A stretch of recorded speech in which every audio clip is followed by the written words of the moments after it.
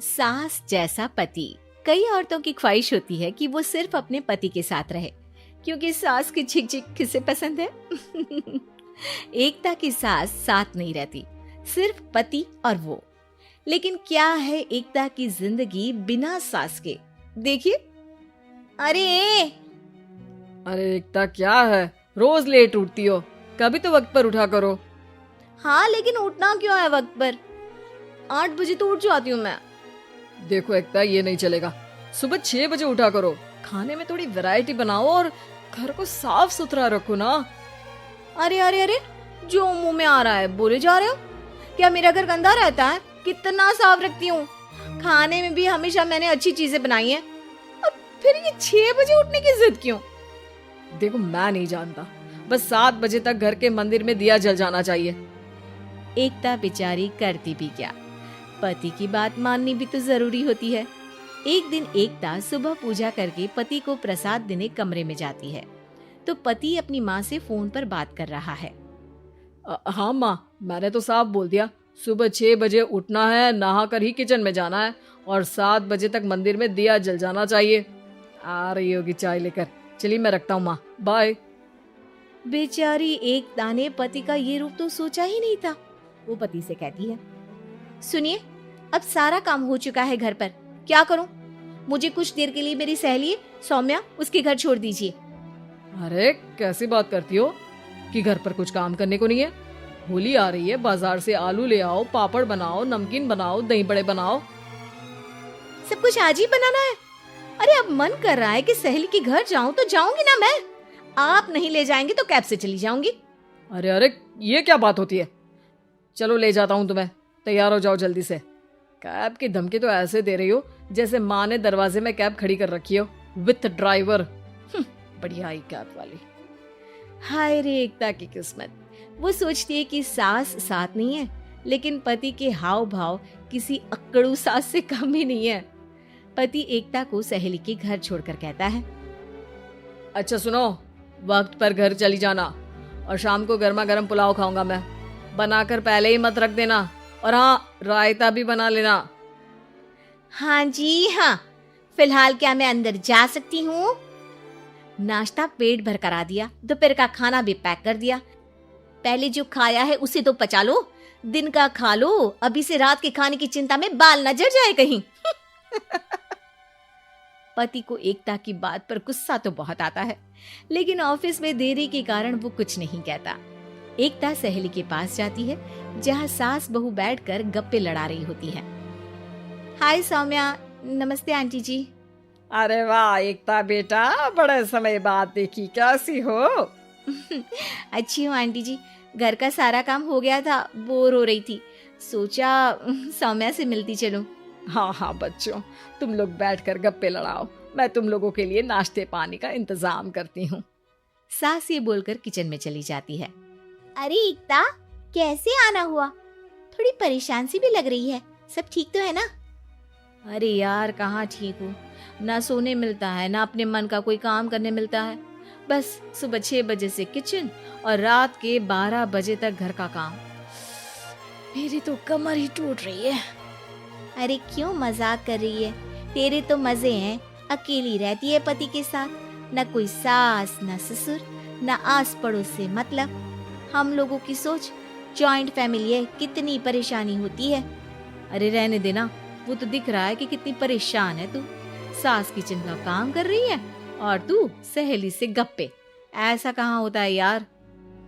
हाँ वैसे तू बोल तो सही रही है, सुबह थोड़ा सा भी लेट हो जाए ना उठने में तो मम्मी जी किचन संभाल लेती है। पति तो जाते वक्त उठाते हैं कभी कभी मुझे। पर मेरी छोड़, तू बता, सास साथ रहने आ गई है क्या, जो सुबह 6 बजे उठना पड़ता है? पति तो तेरा 10 बजे ऑफिस जाता है, 4 घंटा खाना बनाने में लग जाता है क्या तुझे एक लोगों का? अरे रहने देना यार, मेरा तो पति ही सास से कम नहीं है। सारा दिन का ड्रामा, अरे बातें सुनाना, बोलियां बोलना, कोसना, क्या क्या नहीं आता है उसे। यार मैं तो हैरान होती हूँ कभी कभी कि ये सास की आत्मा तो नहीं आ जाती ना इसमें। अरे परेशान हो चुकी हूँ, इतना ही नहीं, वो तो अपनी माँ से मेरी चुगली भी करता है। समझ गई। मतलब तेरे पति की गाड़ी चल यहाँ रही है, लेकिन रिमोट तेरी सास के पास ही है। अरे अब जो समझ, रिमोट है या कंट्रोल है। बस मेरा तो मुश्किल हो रहा है यहाँ रहना। सोच रही हूँ 2-4 महीने के लिए मायके चली जाऊं। क्या करेगी? 2-4-10 महीने बाद तो आना ही है ना यहाँ पर। तो क्या करूं? तलाक दे दूं क्या? अरे ये कोई सोल्यूशन नहीं है। तू अपने पति को सुधार भी तो सकती है। कैसे सुधारूं? सौम्या उसके कान में कुछ कहती है, जिसे सुन एकता खुश हो जाती है। अगले रोज, हाय रे, मेरी तो टांगे ही नहीं चल रही है। हाय हाय हाय, बहुत दर्द हो रहा है भगवान। अरे क्या हुआ एकता? रुको, मैं माँ से पूछता हूँ। लेकिन पति जैसे ही माँ से बात करके एकता के पास आता है। क्या नौटंकी है ये? क्यों रो रही हो? अरे कोशिश करो ना उठने की। ये काम से बचने के लिए जो नाटक है ना, बंद कर दो, वरना माँ आ जाएगी यहाँ पर। एकता की तो मानो मन मुराद पूरी हो गई। अरे हाँ, तो बुला लो ना उन्हें, जल्दी से बुला लो। मैं 4-5 दिनों के लिए आराम करना चाहती हूँ। चल तो सकती नहीं हूँ, खाना पीना कैसे होगा? अब क्या था, सासू माँ आ जाती है एकता के घर। सासू माँ, मुझे ये हमेशा बताते हैं कि आप कितनी हार्ड वर्किंग है। बस अब अगले 15 दिनों तक मैं आपको देखूंगी और आपकी जैसी ही बनूंगी। ये बता रहे थे कि आप 5 बजे सुबह उठ जाती हैं और अरे बेटा, कुछ ज्यादा ही नहीं बता दिया तूने। अब नहीं माँ, मैं चाहता हूँ कि ये आपकी तरह तौर तरीके सीखे, जैसा आप मुझे बताती है ना।